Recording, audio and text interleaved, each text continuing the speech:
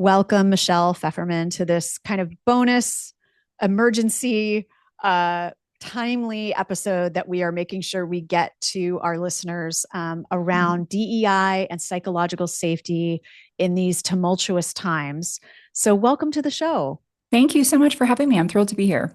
So you and I know each other through a group that we're in called Samudra that I reference a Mhm. lot on this show. And, very complimentary work. You are a DEI expert, the author of Do DEI Right, which Mhm. recently came out, and the Yes. CEO of Equity of Work at Work, which we heard Mhm. earlier. So tell us a little bit first before we dive into the details. Tell us a little Mhm. bit about how you even got into this work. What's your story? Yeah, I mean, it's funny when I look back. So I started Equity at Work about 8 years ago, and I came out of 25 years in retail, most of that in retail consulting. So like very different background, very deep in one industry.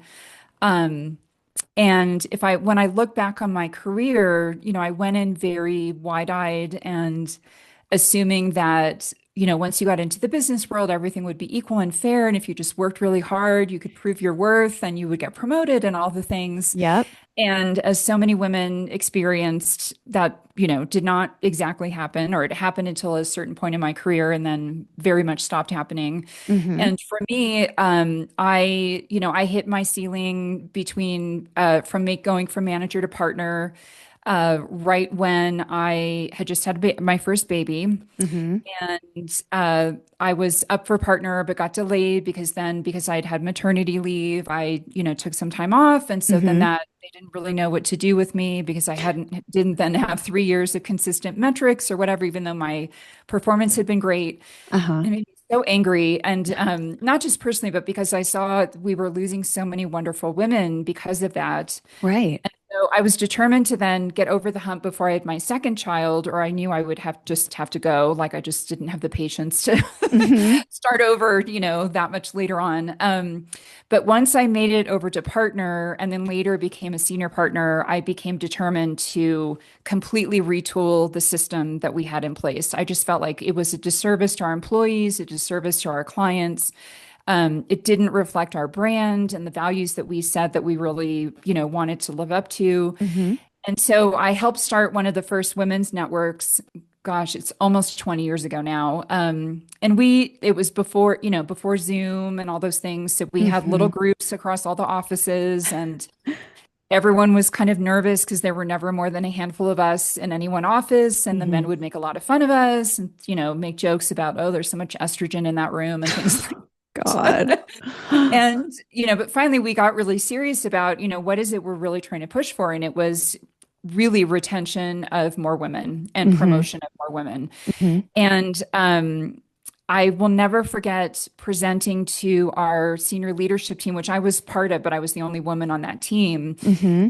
And I was just like not getting through with them on the language we were using and the examples. Everything kind of got chalked up to like, well, that's just that one person's situation, or, oh, that would never happen again, or, whatever. Yeah. And so I went and dug up an org chart. HR wouldn't give it to me. So I just sort of very scrappily cobbled my own together. Yeah. And I figured out the male female ratio for each level in our firm. And I Mm-hmm. created one slide. And, because I'm a good consultant, I had to put it in PowerPoint and Right. created a slide that showed, the ratio. So at the consultant level, we were great. We were 1-to-1. At the senior consultant, the early manager level, 1-to-1, super Mm-hmm. balanced. Senior manager, it started to fall off. And then it was like this nosedive cliff where Mm-hmm. for every one of me as a partner, there were Mm-hmm. 14 to 16 men. And there were only 2 to 3 female partners at any given time. And it really wasn't until I had that data in front of this team that it was like a slap in the face, like, oh my gosh, Mm-hmm. that's not who we want to be.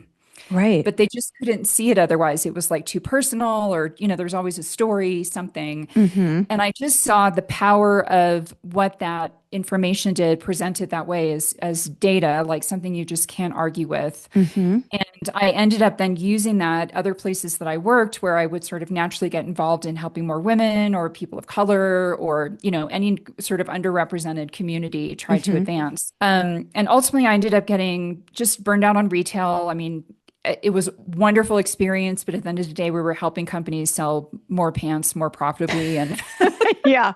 it Yeah. didn't really fill my bucket after a while. So Yeah.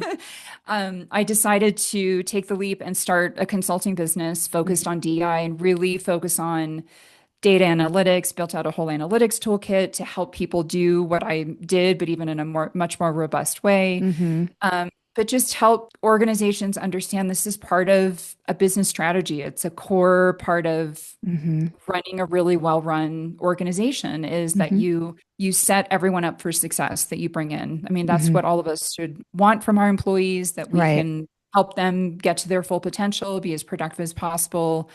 And a lot of that comes down to fair treatment and, equal pay and getting bias out of all the systems and so forth. So Mhm. yeah, that's what led me to start Equity at Work. And I get to bring all of my, transformational change management knowledge with me and, Mhm. how to work with lots of disparate groups and all those things that I learned through all my retail consulting days. So, yeah, it's been a wonderful experience. Wow, that's amazing. And I mentioned that you recently came out with the book Do DEI Right. Yes, And is that really just a collection? Is that a framework for people so that they can maybe do this for themselves or seek outside help? absolutely.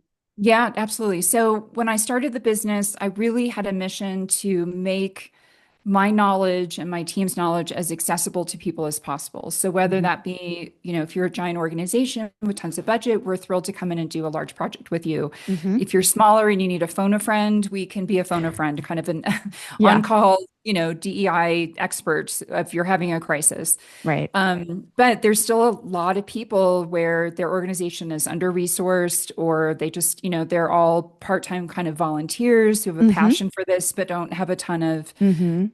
budget and resources. So the book was a way to get this knowledge into anyone's hands who Yeah. wants that.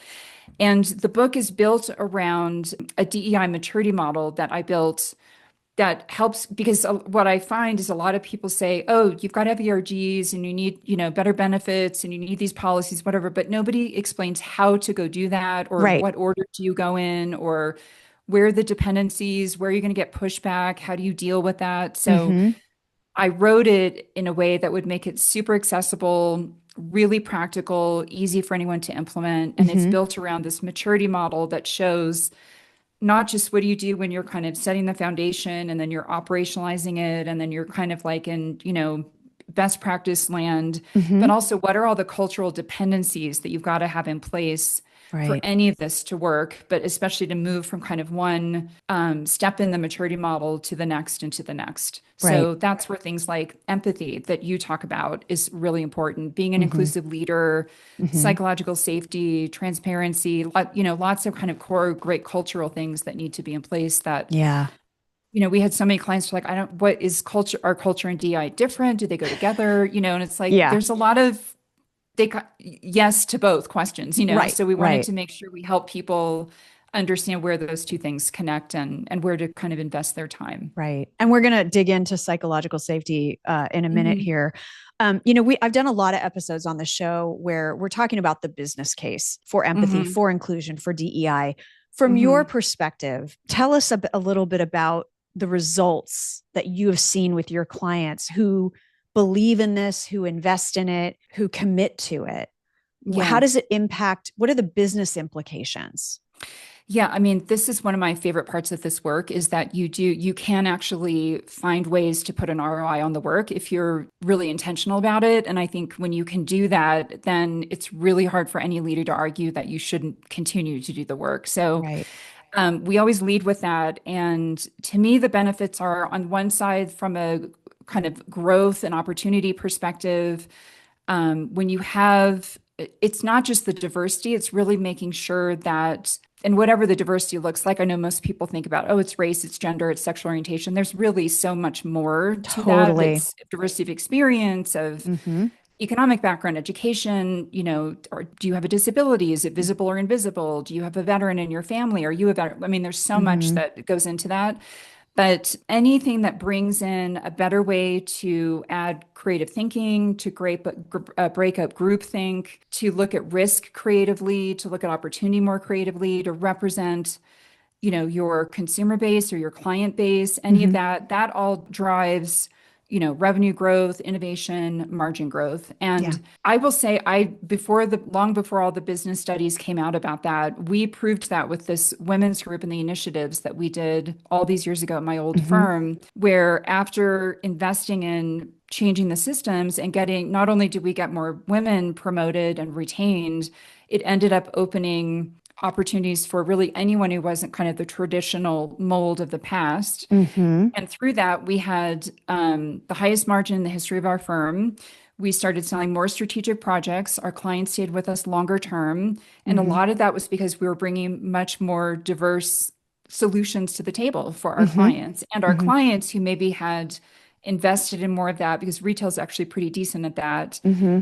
felt like they were better heard and understood because we, sort of matched up when we Hmm. when we met in those organizations. Yeah, I was going to say, for me, it's the whole thing about bringing people together that see a problem or an opportunity in different ways so that you don't miss Mhm. anything. Right. And so Exactly. sometimes when I'm asked, why does it matter? Hmm. And this is, empathy fuels it. You can have all the Oh, diversity completely. initiatives you want, but if no one's being empathetic, you're really not harnessing that value of it, of trying to Exactly. get to know someone else's perspective. But the Hmm. reason it's important is not because you're trying to, DEI wash your company or be Right. popular or do it's really about being smart business. And that's the amusing thing to me about the recent backlash, because it's coming from people who either understand and don't want to admit it, or Hmm. quite frankly are too ignorant to understand that there's Hmm. huge business value when you have different experienced and different life experiences and different abilities looking at a Oh, problem, because they're completely. going to see different facets of it. They're going to Right. be able to point out those risks or those opportunities that some people miss. And if you all think the same way, you're all going Right. to only see the same thing. And I'm kind of a game show junkie, so bear with me on this analogy, but I'm a huge Jeopardy junkie, but I also watch some of the mind numbing stuff like Family Feud and things like that. Yep. And the teams where it's like a team that has to think of answers Right. to something, I Yeah. always see this. It's pick the people that think differently to be on Hmm. the team, because you're all going to trot out the same answers if you all think the same way. But if you have someone Absolutely. who, zags when other people zig, right? Yeah. Those people are going to come up with answers that you can't come up with yourself. Right. And so Which is you see it amazing. play out. Yeah. You see it play out. I mean, we all can relate. We see it play out in sports, right? Completely. Not Yeah. everyone on the team has the same talent. In Exactly. basketball, you've got And if really they great all did, centers. like, yeah, Yeah, it would you're not going to do well, actually, for sure. because You've got yeah. rebounders, you've got centers, you've got forwards, you've got the people that are more aggressive, the people that are more adaptive. And we understand that analogy in sports. And for some reason, there's too many people that don't understand that analogy in business Right. and think it's Absolutely. just either, well, we're just going to hire people that are less qualified. No, Nope, you're not bring giving anyone a pass. That's not what this is about. exactly, Not exactly. at So all. tell me where you are in terms of what's going on with DEI and the Mhm. backlash and the executive orders. Yeah. What's your take on it? What conversations are you having with clients? And what misconceptions are you going to Mm. bust for us right now? Because Okay. there's a Yeah. lot. There are a lot. Yeah, I mean, it's, since the executive orders came out last year, I think for at least 6 months, it was just constant confusion, fear, chaos. Nobody knew what to do. You saw some people like do an extreme retreat and then pay the price for that. If you think of like Target's are the perfect example of that. You saw others step up and like lean in really hard and still do well. So Costco was a great kind of counterbalance to Target in that example. Mm-hmm. And then a lot of companies just sort of in between trying to figure out, okay, if I just change the name of this, does everything go away for me? Like, is it still fine? Do we have to pull back completely? We spent a lot of time and are still doing this, like helping people really assess their risk related to the executive orders. And I think the way that those came out, the language in the orders, and the flurry of activity that followed, I think was all very intentional to create confusion and fear. And Mm-hmm. it worked for a good period of time. Mm-hmm. Now we're at a point where people are like, okay, I see this happening everywhere in everything that's being touched by this administration. And I say this, regardless of your political affiliation, like to me, DI is not political. This is about like doing right by your people in the workplace so that your business does well and your people do well. So it doesn't matter what political party you affiliate with, anything else. It has nothing to do with that. But in the environment we're in, there's just sort of chaos, confusion, crazy kind of everywhere. And Mm-hmm. so I think what's happening now is people are realizing that was a tactic, Mm-hmm. and they're swinging back to, okay, I've got to go back to kind of the basics of like, I got to figure out what's right for my business. So based Mm-hmm. on my brand, my culture, my business My model, what my customers. employees need, what my customers need, how Mm-hmm. much do I have to be like in touch with sort of the end consumer, things like that. Mm-hmm. I think they're getting back around to like, we need a strategy for what's happening now, not just a reaction set of tactics, which is a good thing Yeah. because we're at a point now that, research is showing that the demand for this is back at the high that it was in 2020 from Mm-hmm. employees. I predict the minute the job market starts to loosen up, you're going to have a lot of people that are saying my company didn't stand up during this time, I'm going to go. And Mm-hmm. it's table stakes. It's baseline expectation for Gen Zers, a lot of millennials and above. I mean, I think a Mm-hmm. lot of women in leadership roles in particular, like, if you didn't stand by me during this time, I'm going to go lead somewhere else.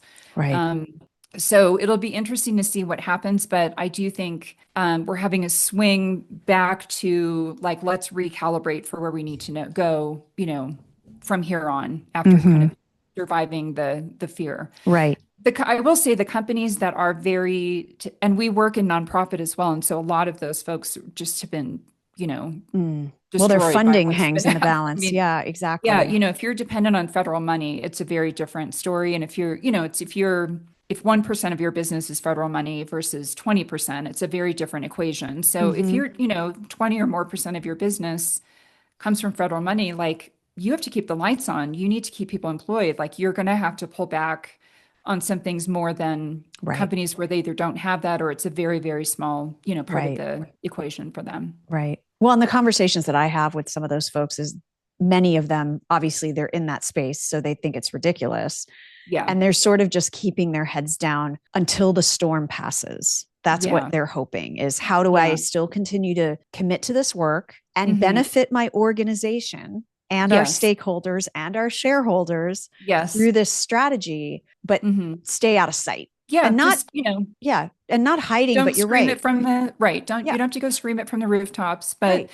I think and we've certainly had some clients that have gone into like major stealth, what they're calling stealth mode, because it's just hard to, they feel maybe they're dependent on state money or, some other things that Mm-hmm. they're like, we just have to be extra careful. Right. I think the risk there is if you go too far into stealth, do your employees not even know that the work's happening? Like maybe Right. HR knows it's happening or Right. other leaders know. So there, it's tricky. I think Yeah. every company has to find their own, strike the right chord for them. But, you want to make sure you're doing enough that people inside still know Still know that that you're committed. Yeah. it's important. Yeah. I have a question for you because I've heard this from some folks that I've been out talking to, which is perhaps there's a silver lining to this in that Mm, companies are realizing that it can't be this own separate function and separate yes. initiative. It has to be a pervasive mindset that's Hmm. built into the system so that you're Yes. almost, someone once told me, my hope, someone in this space said, my Hmm. hope is that we don't have heads of DEI anymore because we don't need them. Agree. Agree. Do you kind of see it that way too? Absolutely. And we really, when we do projects with our clients, the whole focus is like, how do we help you embed this into just the DNA of your company, like how it normally works? And it's Mm-hmm. not labeled DI. There isn't a DI lead. There may be someone kind of on point to, almost PMO the whole thing, kind of, Yeah. track everything and make sure nothing goes off the rails. But it really should be a C-suite imperative, and Yeah. each of them sort of have an area of responsibility related to it, but it just becomes part of how everybody works. Right. And then you don't really have to deal with all this nonsense about is this legal or not, because it Right. just is, you're not calling it a diversity initiative. Right. You just naturally have taken the bias out of all these processes, and that's Right. just good business anyway. And that's And, legal. and that is It's legal to 100% legal. it's legal to be a welcoming culture that where everyone Yes. belongs. It's legal Yes. to hire diverse talent Of and course. expand your recruiting pool, expand Yes. where, your pipeline. It's All of that is legal. good. Yeah, it's Yes. legal to up level the people in your Mhm. organization that have maybe been forgotten. And Absolutely. all of Yeah. those things are things that DEI addresses, but those initiatives and that strategy and that mindset, it's all still Mhm. legal, folks, right? It is. It absolutely is. Yeah. So in terms of myth busting, Yes. when and I had to read those orders over and over and over again because the language is just so fuzzy and, Uh-huh. I don't know, just very inflammatory. And so it sort of makes you angry and Mm-hmm. which I think again is purposeful so that it's hard to get down to Yeah. like, what is this really It's Well, saying? they're trying to distract. So I Yes, think that's the completely. goal. Yeah. Yeah. But there's very little that is illegal. You should not have quotas, but I Mm-hmm. think we're in an age where hopefully almost nobody had quotas Mm-hmm. anymore anyway. So you don't Mm-hmm. want to say we want 3 women, 2 Black men, a Right. disabled person, and a gay person on my leadership. Like that, no, that doesn't help anybody. It's not good for them. It's not good for the Yeah. company. Like it's bad Yeah. all around. Yeah. So no quotas, which is fine. You can still have goals of like, balancing your representation a little bit better, but like as long as you're not like hiring heads for specific to hit certain numbers, that is Right. fine. ERGs need to be open to allies and other people that are interested. Mm-hmm. So, which we've been encouraging people to do anyway, because ERGs, you want to have a safe space for people without affinity to Mm-hmm. connect. But if you go too far, you end up siloing yourself out of the rest of the companies. So you Right. want to have something that's a little more fluid. Right. That's fine. And, the thing that broke my heart was to get rid of programs that were really focused on uplifting some folks that, just came in more disadvantaged than others. And Mm-hmm. I think the way we've helped people get around that is keep the program, maybe expand the criteria a little bit, because there are still other people that need to be lifted up as well. And then Right. hopefully this will kind of come back around and you can still achieve the goals you're going after, but Right. maybe expand some of the criteria a little bit. Right. I mean, and things like pay equity and transparent That compensation all should still strategies be, and, that's all still fine. leveling to the market Hmm. when you need to, like, we should be doing Yes, that anyway. absolutely. It's good business. That's how you retain your employees, that they know Yes. that you're taking good care of them. Well, and to your Yeah. point from earlier, I mean, this is the thing that I've studied a lot within the empathy space. And not that I'm a generational expert, but I did dig up a lot of data around Gen Z and younger millennials. And Mhm. the reason they're demanding so much about out of the cultures that they're joining is because things are transparent now, right? When Yes. I was a Hmm. teenager in the 80s, Hmm. when I shopped at a store, I had no idea how they treated their employees. I had no idea Yeah. how they, the ethicalness, is that a word? Hmm. Of Yep. the ethics of their supply chain. I Oh, no, we had I no did not idea. know what shenanigans were going on within the organization in terms of how they treated Mm-mm. employees or how they treated customers, or Yeah. even at that age, sort of what their customer policies were. But Yeah. that's the difference, is that we Yeah. have younger generations that are savvy to this. They know where to Yeah. look. They're Yep. looking and they're Oh, saying, no, we're definitely. going to call you out, or no, I'm Hmm. talented, but I'm not going to join your organization. Yeah, I'm I going to don't go want to to be your part of competitor. this. Yeah. Yeah, for So, sure. Yeah, ugh, that's a huge thing. yeah. So let's talk about psychological safety, because that's obviously a Mhm. huge component of creating Yes. a culture of inclusion and belonging. Yep. Again, we've had a lot of folks on the show, but what's your definition of psychological safety through the lens of the work that you do? Yeah, I mean, to me, it really goes so. I don't think you can have effective DEI work or whatever you want to Or call it, work, culture work, inclusion work, any anything work. without. Yeah. And when I came across this term, it was like a light bulb went off for me that explained. I finally had a term I could use for all the times I just felt like icky in different situations at work, or unprotected, or kind of like vulnerable in the wrong way, or Yeah. like nobody had my back. Exposed. Yeah, Yeah. exposed, or I was being kind of hung out to dry potentially, but there was no word for it back then. Mm-hmm. So I love this term, and it really says that if there's what I really love about it is psychological safety. Yes, it can be a cultural kind of mission, but it is very situational. So from meeting to meeting, team to team, obviously situation to situation, it can vary. And so you've always got to figure out, especially as a leader, am I creating a space at this moment where people can ask questions, they can speak up, they can have different ideas, they can approach me about a concern, and they Mm-hmm. don't feel like it puts their career at risk or their job security at risk, or they're going to be penalized in some way. Mm-hmm. And so if you can really embrace that, and I think the challenge is to the leader to really set the tone and role model that, Mm-hmm. um, you can still have healthy competition. You can still have, a lot of the things that people are kind of depending on. You can still have a focus on productivity and Mm-hmm. great output. And I would argue you get more of that by focusing on this because people Yes. feel like you have their back. I mean, Well, it's really that simple. and they're not They're not wasting going to their get hung time out. looking over their shoulder and worried about politics. Because I Exactly. was just It having a gets rid of, conversation with yeah, someone it gets rid of earlier. all that. It does. And I was having a conversation with someone earlier about what a waste of productivity that is, Oh, to keep completely. someone in that mindset of should I or shouldn't I? Can I or can't I? Like, oh, Yep. I see this risk, but if I point it out, I'm going to make my boss look stupid. Or, Yes. or I have this great idea, but if I throw it out there and it doesn't work, I might lose my Mhm. job. Think of Yep. all the opportunities and the productivity you're missing out with people just churning on that in their minds and Completely. not staying focused on Yeah. the work. And that's where I'm Yeah. like, this is not about coddling people. This is about Not at helping all. them engage their No. frontal lobe and their executive Mhm. skills and not put Yes. them in fight or flight or freeze or fawn, Yes. which I just Right. learned as a fourth one.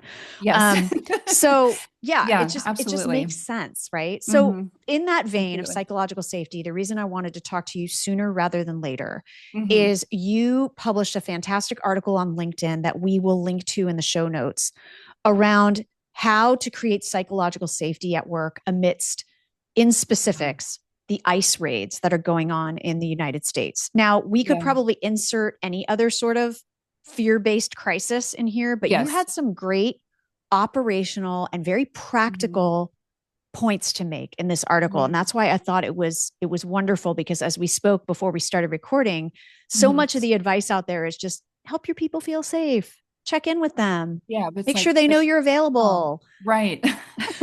So Yeah, it's so loosey-goosey. I don't think anyone knows what to do. And I also think leaders, especially frontline leaders that are on the ground in these locations where this is happening, if they're coming to your building, your store, your distribution center, whatever it might be, they're immediately stuck between like, am I supposed to be the voice of the company? Am I supposed to be the voice of this building? Am I supposed to be the voice of my employees, my team, myself? Like it's sort of this mad scramble. And I think a lot of people just don't know what to do. So, with all the ICE raids, I mean, there's so many things we could talk about related to that. But I think, obviously you have to be set up to follow the law. You've got to be able to coordinate with your local police. But really, you've got to make sure that your company policy is outlining all of the things that could potentially happen so that everyone knows very clearly what the company can do and what the company maybe can't do, or mhm, even things where there's a gray area, just so people know going in mhm, and have that well communicated. I think people in these times, I think back to COVID, I think back to different, where we've had, a massive recession or like economic uncertainty. I mean, all kinds of different disasters, like mega things that happen. And I do think a lot of the temptation is to freeze or be like, I'm not going to deal with that until it's in my face and I have to figure it out. mhm, I think what we've learned from all of those is you've got the more you can communicate and try to be proactive mhm, and just even sort of, even if you create different scenarios and kind of like mhm, practice your response, the better everybody will feel every day dealing with this. Because at mhm. least you've thought it through, you've like had a moment to think it through. So creating those policies and making them very, very clear, I think is an important sort of initial first step. Yeah. And I think the thinking that, oh, if I bring this up, I'm going to scare everybody is a moot Exactly. point, because they're probably thinking about it. And We're I already should, scared. yeah, and I should Yes. add, it doesn't matter if you employ a lot of immigrant workers or people from other countries, No. because US citizens are getting pulled into this Oh, as well. Or completely. if they Yeah. suspect someone is on your facility or in your Right. store, in your office. So Right. everyone needs to be prepared for this. We can't just be like, oh, Oh, our for office is sure. fine because we're all from No. Kansas. We're, Right. whatever you want to say. So Yeah. I loved that you had very specific questions to ask. And so if you wouldn't mind going through those and saying, these are the things you should Certainly. put in place or think about. Yeah. And, again, for folks listening, flex this to whatever the next crisis of fear will be for your Mhm. office or for your, the sooner you get out in front of these and actually have these policies and these protocols in place, it's like a fire drill. Hopefully you never need it, Exactly. but don't ignore it. Yes. So with that, Yeah, I'm going to turn it over to I you. grew up in California. I still remember getting under my desk and holding my head. For an Which earthquake drill. if for the earthquake drill, and if the earthquake was really bad, that really wasn't going to do any good, but it made us all feel like we'd had something to do, and so Yes. it just created a sense of Mm-hmm. calm. So I think this is a very, similar kind of situation. Mm-hmm. And I before I go through the questions, I do want to reiterate, Marie, I mean, you brought up a really good point. This isn't just about immigrants. Everybody is freaked out. And Mm-hmm. what started with terrible racial profiling has expanded into like political profiling. And are you Mm-hmm. just speaking up? Are you just asking questions? Like all of those things, people are being, tased, they're being sprayed in the face, they're being pulled, they're being hit, they're being knocked down. I mean, horrible things are happening. So I think the fear is very widespread at this Mm-hmm. point. Mm-hmm. But some of the questions I started with, because again, my focus is like, I want to tell you how to do these things, not just what you need to do, and kind of help you take it a few steps further, like connect the dots down to like what the employee really needs and how you make that happen. So, Mm-hmm. beyond the communication piece and the policy stuff that I talked about before, making sure you have something like a hotline, whether it be a phone, an email box, whatever it might be, for your employees to voice their concerns, I think is really important. The extent to which you can make that confidential would be even better, because I think a lot of people, again, if they're not sure about this safety, kind of related to job security and whatever, Mm-hmm. they want to know that they can at least raise the question without, Yeah. sort of being identified as the one who asked the question. Right. Have you, figured out like legally what an employee can do, and who they should reach out to if ICE suddenly is on one of your premises? So, I know people have been slamming some of the retailers where ICE has gone inside the store. For all we know, those store managers had no idea what they could and couldn't do. Right. Um, so, and then all of a sudden you've got ICE agents interacting with your employees, potentially some of your vendors and your customers. So making sure that, some of this frontline leadership is really informed on what they can and can't do, and Mm-hmm. what's sort of the chain of command. If they see ICE coming, they get, a whiff of this coming, whatever it might be, versus, Mm-hmm. and of course on the premises. Mm-hmm. Another thing I think a lot of people are forgetting about is, many EAP programs have access Employee to, assistance programs, right? yes, thank Mm-hmm. you, have access to some kind of legal counsel, usually for a couple hours. You can get some free or discounted legal advice. Making sure that, number one, is that included? And hopefully it is. But secondly, are those people who can help with citizenship questions, with, if I've been detained or my colleague's been detained or a family member, are they equipped to answer some of those questions? If not, can you kind of shore that up so that people have some sort of legal representative that they can reach out to at a, affordable cost? And then thinking through, if you've got employees who either have to miss work or leave early because they're in fear of being detained, or just in fear of kind of this situation in general, now that it's become so unsafe for kind of anyone involved. Mm-hmm. Can they miss work? Will they be penalized for that? What if they can do it? How do they do that? Do they use PTO? Do you have some kind of like emergency days that they can tap into? Can you pool some days so that you've got a group of employees that if they don't have it, someone else is willing to share? Mm-hmm. This is a great place. A lot of people feel a lot of, they want to help. And so you may have employees that want to donate a couple days off so that others can do that. And then if you have an employee who was wrongfully detained and missed work and then is released, are they penalized? Do they have a job to come back to? Do their benefits continue? You have to kind of think down.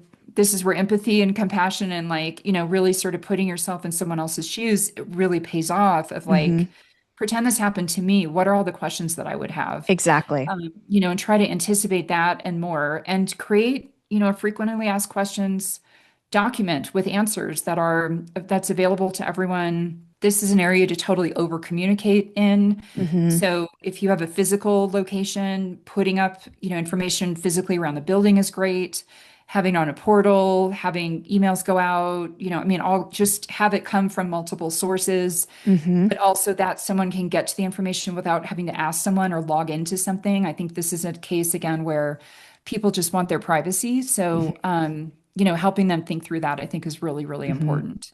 I want to say something about FAQs because I helped my son's school, his old school, several years ago through a Mm. crisis that they had. And my first advice, I was on the board at the time, was we've got to create an FAQ document. Hmm. And I was like, we don't care if we have the answers or not. Let's just Right. document all the questions Mhm. we can think of, all the questions, we're getting from other people, and Yes. start to populate that document. And for the ones where we didn't have an answer yet, is we're working on it. We're trying to find the Yes. answer.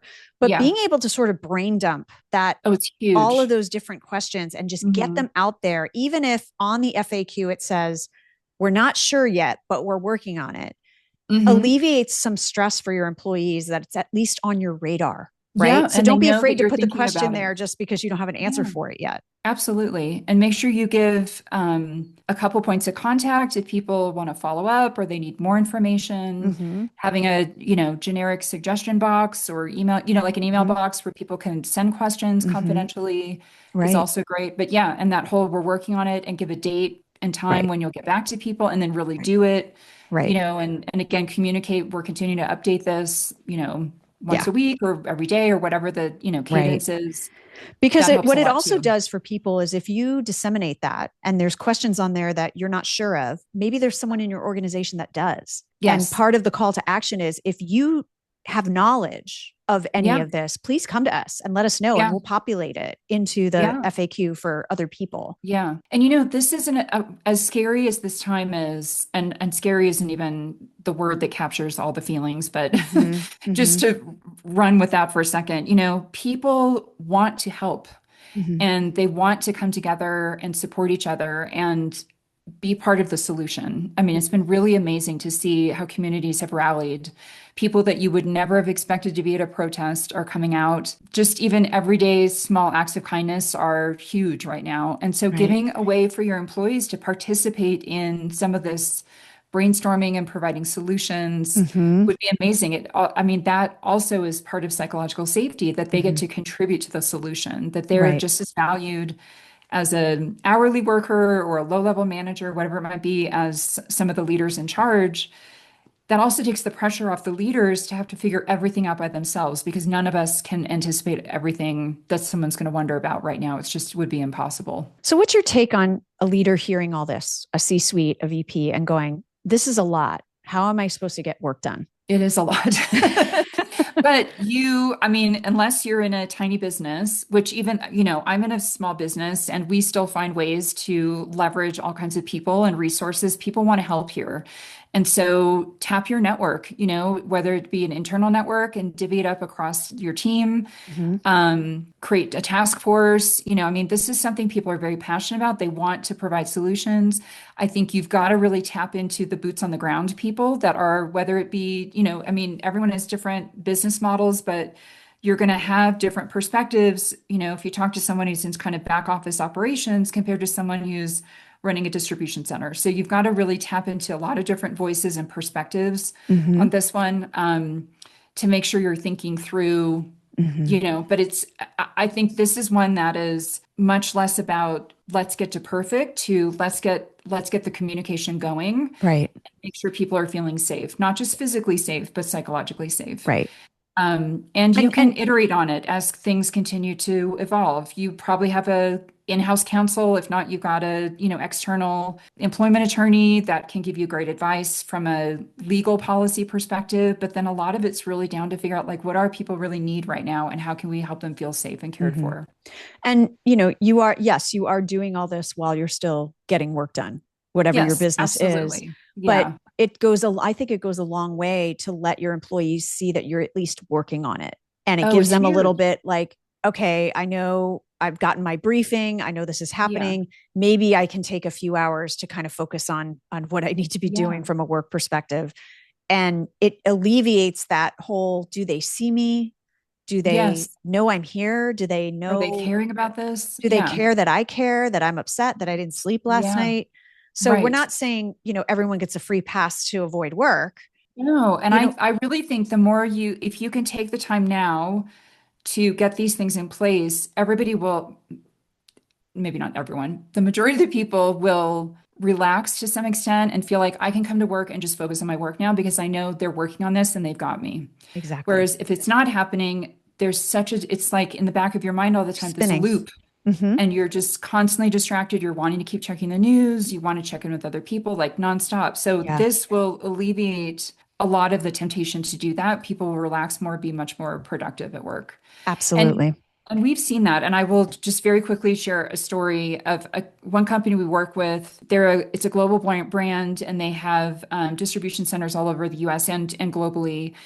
And, I don't see this is one of my passion points is investing in DI with an hourly workforce. And a lot of people don't do that because they immediately think, I can't afford to take them off the floor to put them through training. And that, do we pay them? What if we have all these shifts and this and that? How do we get everyone covered? Blah, blah, blah.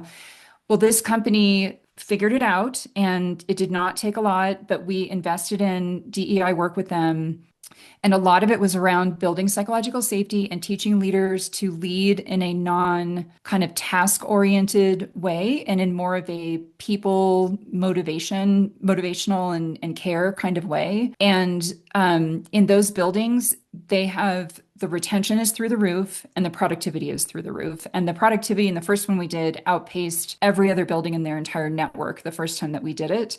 Wow. And it just goes to show that and it was a little bit of communication, it was a little bit of coaching of some leaders, a little bit of education, and then activities and, like engagement kinds of things around Hmm. the building and whatever.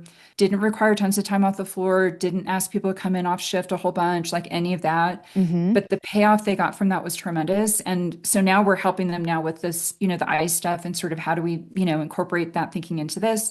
Hmm. And it's the same thing. I mean, I see it over and over. The little bit of investment, the payoff is tremendous. So, we talked about revenue and white space and customer centricity and all that beginning. There's another side to it, which is the retention, getting the turnover down, the engagement, the productivity that comes from this too. And so I think it's another one with all this, ICE, the horrifying ICE stuff. Hmm. If you invest in that psychological safety, like your people will stay cared for, they will stay with you when this passes, Hmm. they will be very loyal to your company, they'll give it their all. I mean, it really will make a big difference in your business.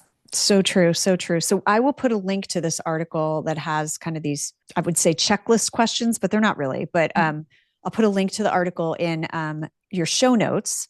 And Terrific. just thank you for your time and for being willing to jump on a call with me and do this, because Yeah. I just think this is really powerful information we need to get out there. Your book is called Do DEI Right. Your company is Yes. called Equity at Work.